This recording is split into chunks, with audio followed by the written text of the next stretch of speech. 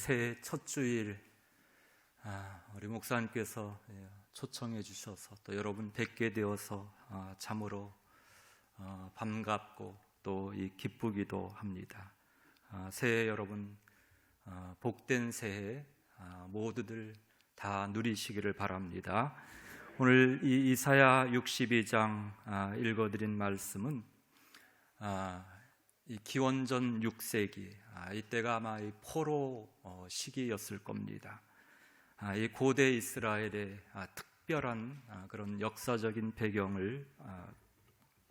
배경으로 하고 있습니다. 우리가 살던 시대와는 너무나 멀리 떨어져서 실감이 나지 않을 수도 있겠지만은 이 말씀을 이 이사야 선지자가 왜 선포를 했는지 그것을 우리가 조금 엿볼 수만 있다면은 우리의 신앙에 아마도 도움이 될 것 같습니다. 먼저 우리 다시 1절 말씀을 보시겠습니다. 이 말씀을 한번 들어보십시오.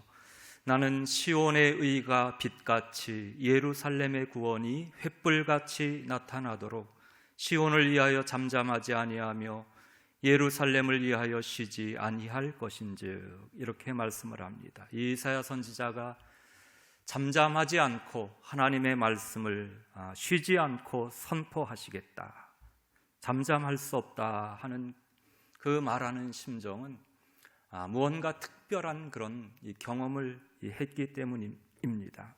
아무나 이런 경험을 쉽게 할 수 있는 것도 아니죠. 대개 우리가 살아가는 세상의 이 세상살이를 할 때 뭔가 이제 나에게 해가 되지 않도록 나서는 것도 그렇게 쉽게 하는 것도 어렵죠. 대개 잠잠한 채로 그렇게 인생을 살아가는 것이 대부분입니다. 자기에게 직접적으로 이익이 되지 않으면은 쉽게 나서지 못하는 것이 또 우리의 이 모습이기도 하죠. 또 이익이 되는 일에는 또 앞장서서 나설 수도 있겠습니다만, 예를 들어서 별을 연구하는 천문학자가 그 해성이 떨어지는 것을 처음으로 발견했다고 한다면 아마 그걸 누군가에게 말하고 발표를 해야지, 입 다물고 가만히 있어서는 그렇게 있을 수는 없을 겁니다. 어떤 사람이 요즘 우리나라에도 이 사건 사고들이 많습니다만은 그 위험한 지역에서 구사일생으로 살아나왔다 한다면은 그런 경험도 아무나 할 수 있는 게 아니거든요.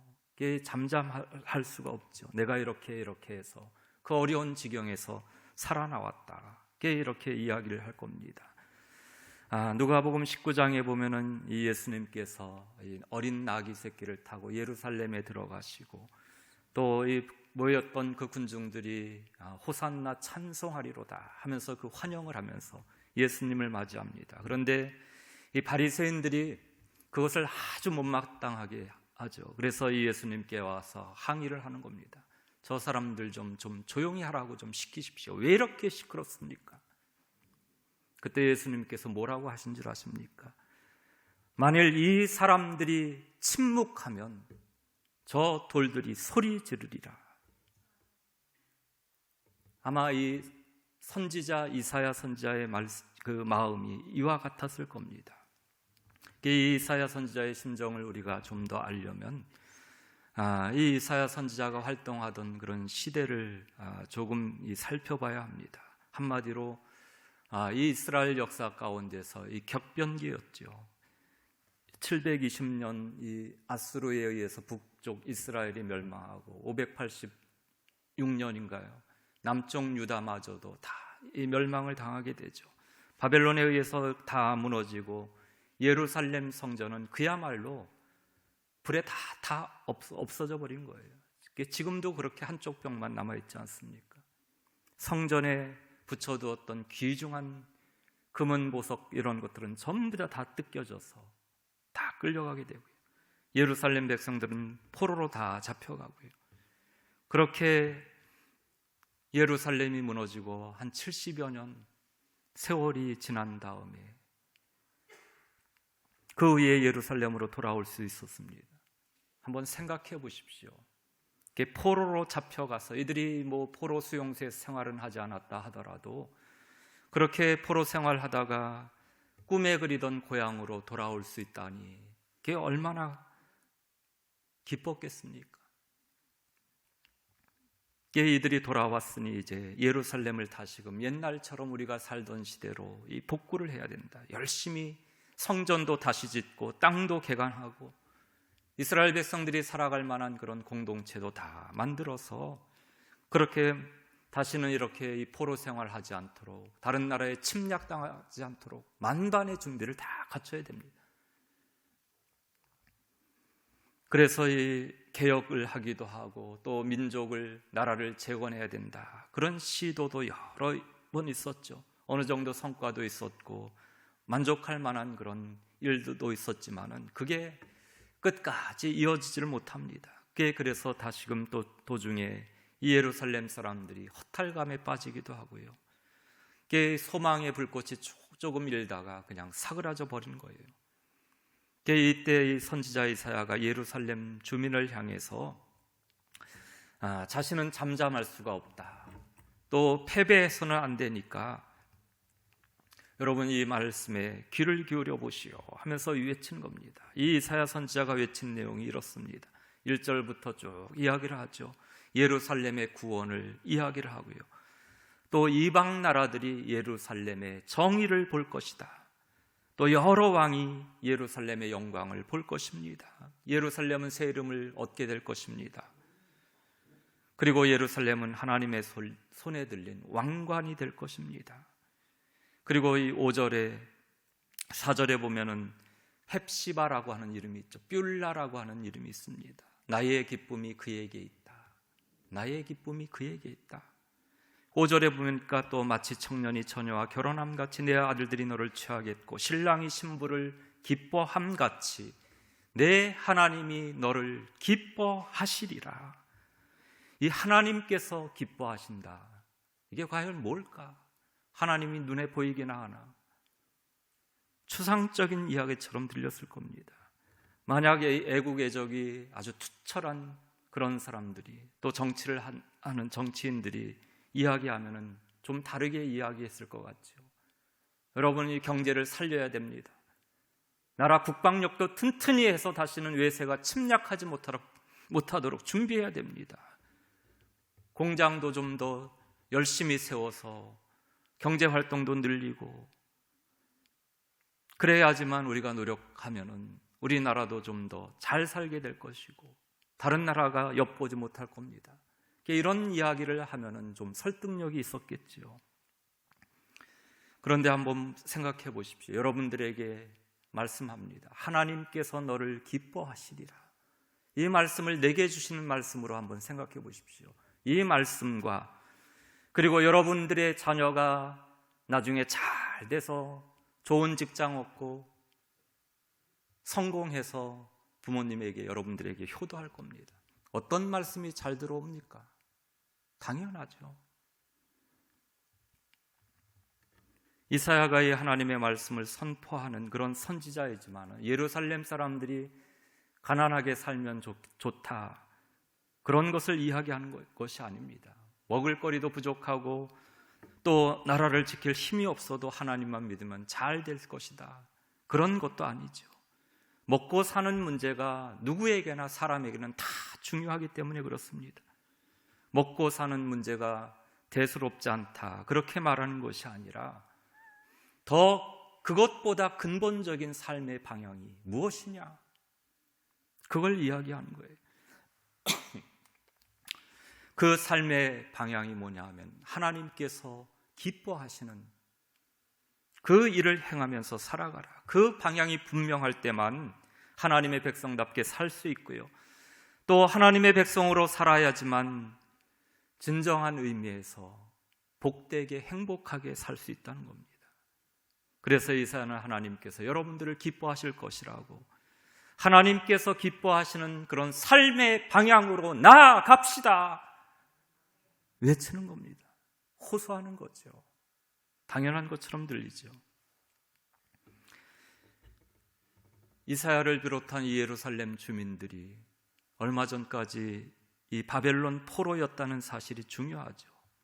수용소에서 생활한 것은 아니지만은 그보다도 먼저 1천여 년 전에 이 애굽에서 종살이 하던 것과 그렇게 비슷한 삶을 살았던 겁니다. 그 중에 똑똑한 사람들은 바벨론에서 여러 가지 나름대로 자신들의 꿈을 펼치면서 일가를 이루면서 살아왔죠. 아마도 오늘날로 이 비교를 한다면 미국에서 또는 이 서양에서 수십 년간 살다가 교포로 살다가 우리나라에 돌아와서 정착하려는 것과 비슷한 모습일 겁니다. 이 이사야 선지자는 이 제국이 부딪히는 그런 질서 가운데서 이스라엘 예루살렘이 그들과 경쟁해서는 도저히 따라잡을 수 없다 하는 것을 누구보다도 잘 알고 있었습니다. 또 그것을 보면서 그런 방식으로는 하나님의 평화가 온전하게 이루어질 수 없다, 그 사실을 분명히 보았을 겁니다. 더구나 이 바벨론의 힘은 정의롭지 못했습니다. 정의롭지 못한 힘으로 다른 나라를 지배하고 그런 국제 상황에서 이스라엘이 힘을 키워서 그들과 어깨를 나란히 한다, 이거는 참 멀고도 험한 길이죠. 이 사실을 깨달은 이사야 선지자가 세상과 같은 방식으로 자신의 나라의 그 국력과 경제력 이런 것들을 이루려고 한다면 이게 결코 이루기 힘든 일이라는 것을 아는 겁니다. 그래서 이사야 선지자가 이 사실을 깨닫고 그런 방식으로 우리가 이루어가는 것이 아니라 하나님께서 기뻐하시는 그런 삶으로 방향을 바꿔야 된다, 그걸 말씀을 하는 거예요. 하나님께서 기뻐하시는 것이 무엇일까요? 하나님께서 기뻐하신다. 우리가 신앙생활하면서 하나님께서 기뻐하신다. 뭔가 하면은 쭉 여러 가지 이야기할 수 있겠죠. 또 부모 자식 간에 이 부모가 자식을 기뻐할 때를 한번 생각해 보십시오. 부모님의 기대대로 말썽 피우지 않고 잘 살아가면은 기뻐하죠. 또 스승이 제자를 기뻐하는 것도 마찬가지입니다. 스승의 뜻을 또 그 가르침을 잘 따라서 순종하고 배우고 익히면은 또 그것을 칭찬하고 기뻐하죠. 하나님께서 기뻐하는 사람이 된다 하는 것은 쉽게 말하면 하나님의 뜻에 우리가 순종하고 잘 따라드리면 된다, 간단한 것 같아 보이죠. 그런데 하나님의 뜻이 무엇인지 이걸 우리가 잘 구별하지 못합니다. 또 그것을 오해하지 말아야 됩니다. 이 오해하는 일들이 종종 벌어지긴 하죠. 그런 문제들이 우리 사람이기 때문에, 피조물이기 때문에 그 한계가 있기 때문에 어쩔 수가 없습니다. 하나님의 뜻이 무엇인지 완전히 그걸 깨닫고 이해한 사람도 사실은 없습니다. 그래서 우리의 삶에서 보면은 신앙생활에도 시행착오가 있을 때가 있고요. 그렇지만은 하나님의 뜻에 순종하려고 하는 그런 사람은 결국은 그 길을 찾아 나서게 되는 겁니다. 중요한 것이 뭔가 하면 하나님의 뜻에 우리가 순종하려고 하는 그런 삶의 자세, 태도, 이것이 중요한 거거든요. 그런 마음가짐을 가진 사람이, 그런 사람을 하나님께서 기뻐하신다 하는 겁니다. 개인적으로도 그렇고 국가와 민족적인 차원에서도 보면은 이스라엘 같은 그런 나라들이 그런 길을 걸었습니다.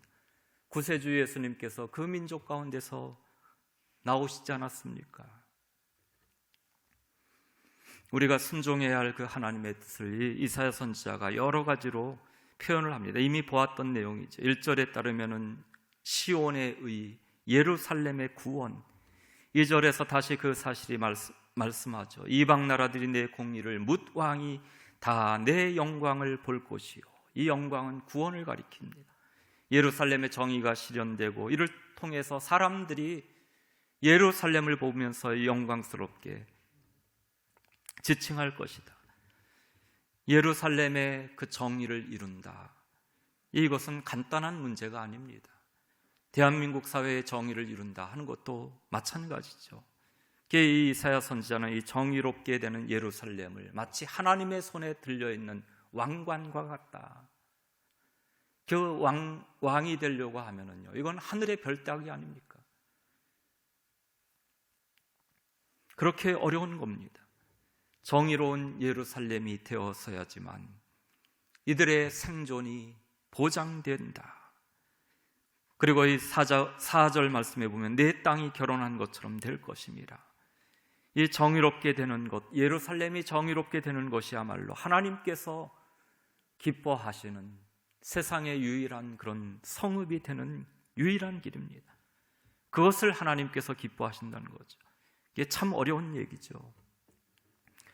오늘날에도 마찬가지일 겁니다. 21세기를 살아가면서 우리가 그 이사야 선지자 시대보다 오늘날 우리가 살아가는 시대가 더 정의롭다, 그렇게 말할 수 있을까요?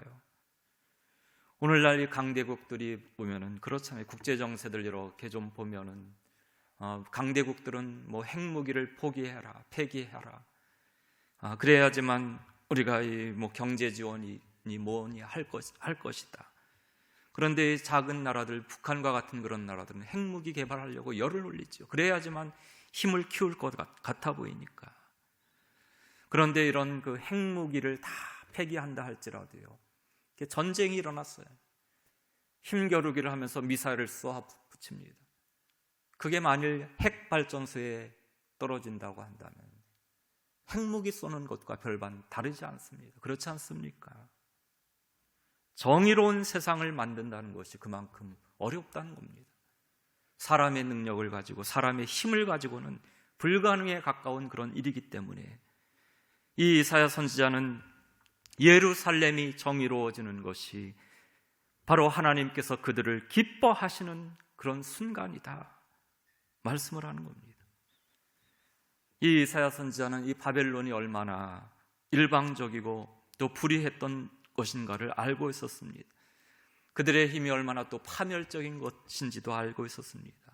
당시에 그 상황을 노래하는 시편이 시편 137편인데 아마 아실 겁니다. 우리가 바벨론의 여러 강변 거기에 앉아서 시온을 기억하며 울었도다. 시온을 기억하면서 예루살렘 고향 땅을 생각하면서 통곡을 했다는 겁니다. 예루살렘이 새롭게 정의로워져야 한다면 세상과는 또 바벨론과는 당연히 다른 길을 가야 하는 것이죠.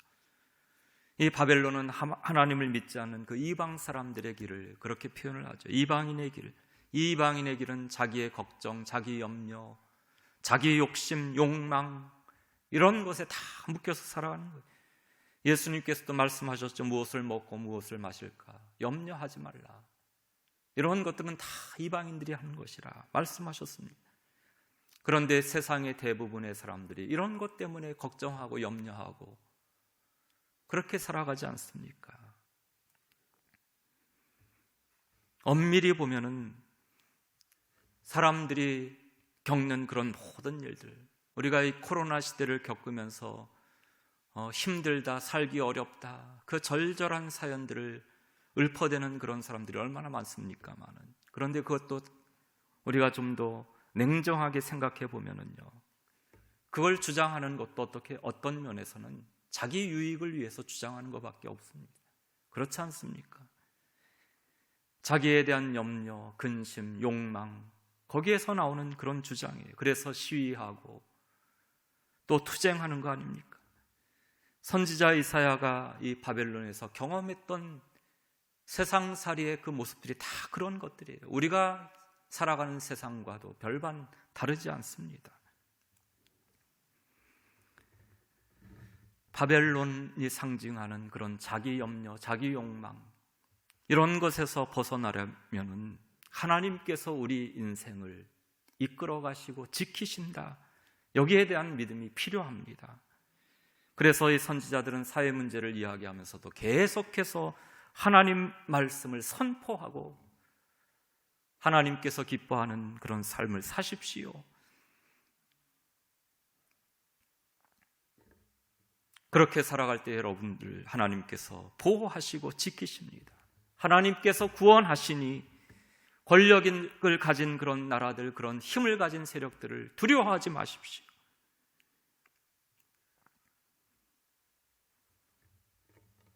그렇게 외치면서 이들을 격려를 했던 겁니다.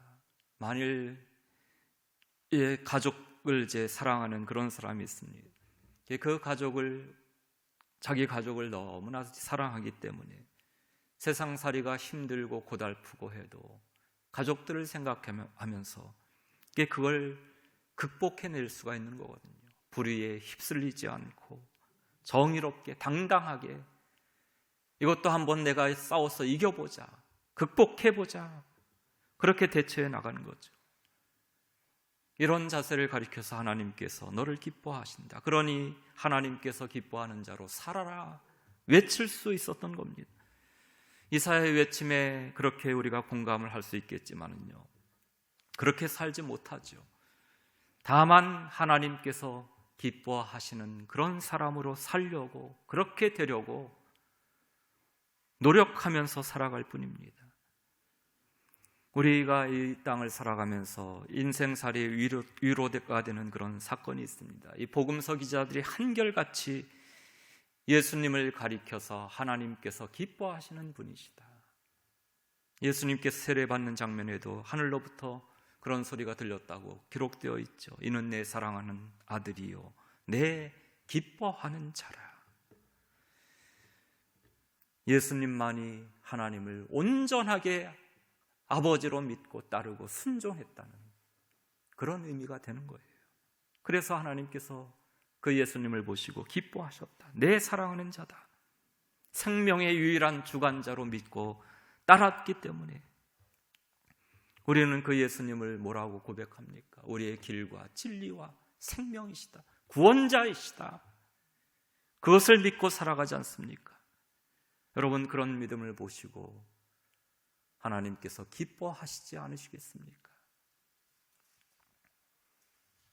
제가 같이 공부했던 그 동기 목사님 그 얘기를 한번, 실제 있었던 일입니다.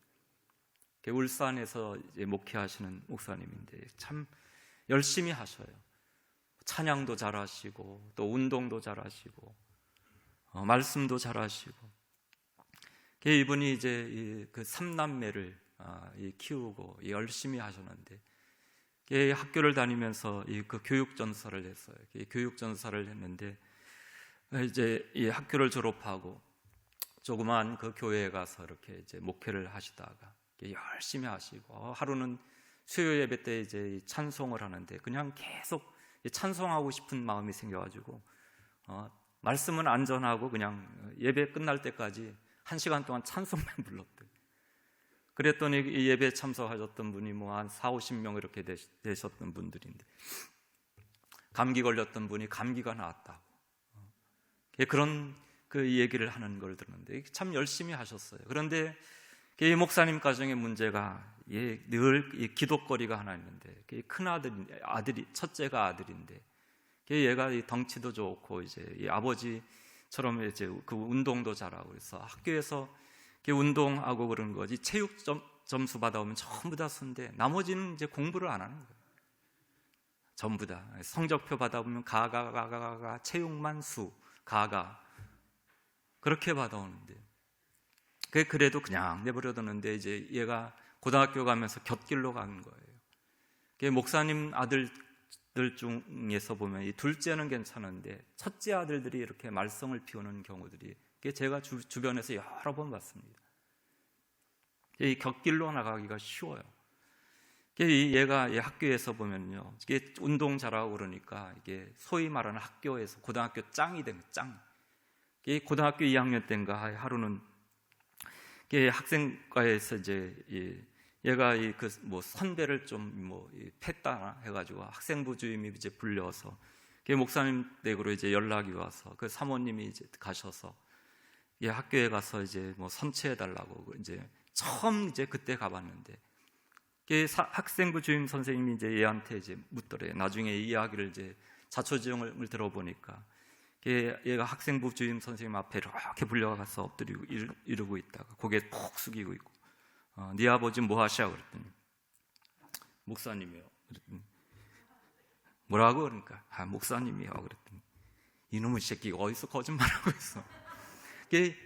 얘가 그렇게 학교에서 자기 아버지가 목사라는 얘기도 못하고 뭐 그렇게 말썽만 피우니까 이 목사님이 너무나 이 사모님하고 매일 이제 그 기도 제목인데, 그렇다고 공부를 잘하는 것, 오직 잘하는 거는 체육 한 가지만 잘하는 겁니다.